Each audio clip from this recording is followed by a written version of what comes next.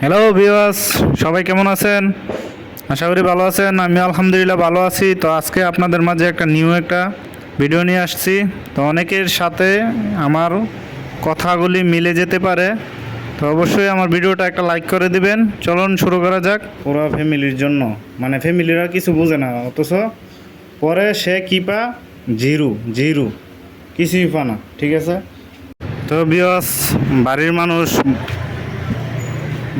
তারপরে ফ্যামিলির মানুষ মনে করে সে কত টাকা কামাইতেছে, টাকা দেয় না। টাকাটা যে কামাইতে কত কষ্ট করতে হয় বিদেশের বাড়িতে, একমাত্র প্রবাসে প্রবাসে ভাই বন্ধুরই জানে কি পরিমাণ কষ্ট করে প্রবাস কাটাইতে হয়, কত কষ্ট করে টাকাটা কামাইতে হয়।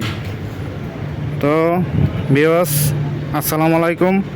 সবাই ভিডিওটা না টেনে দেখবেন, অনেক কিছু বুঝতে পারবেন। তো বন্ধুরা, বন্ধু বান্ধব সবাই মনে করে বিদেশের বাড়িতে অনেক সুখ, টাকা আর টাকা, কিন্তু আসলে বিদেশের বাড়িতে কোনো শান্তি নাই। মানে 12 ঘন্টা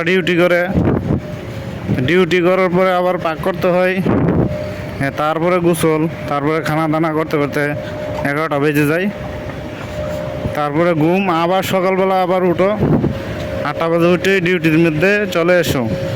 তো ভিউয়ার্স, বিদেশের বাড়িতে শান্তি বলতে কিছু নাই। তো অনেকে অনেকে বিদেশে আইসা পরে অনেক খুশি মনে। তো বিদেশ যে কী পরিমাণ কষ্ট সে যে থাকে সে বুঝে। তো বন্ধুরা, আমার সাথে কাজ করে ও হয়েছে ইন্ডিয়ান। ও কাজ করে, আমরা দুইজন একসাথে কাজ করি বাইকের। তো ভিউয়ার্স, অনেক অশান্তি বিদেশের বাড়িতে, অনেক অশান্তি, কোনো শান্তি বলতে কিছু নাই।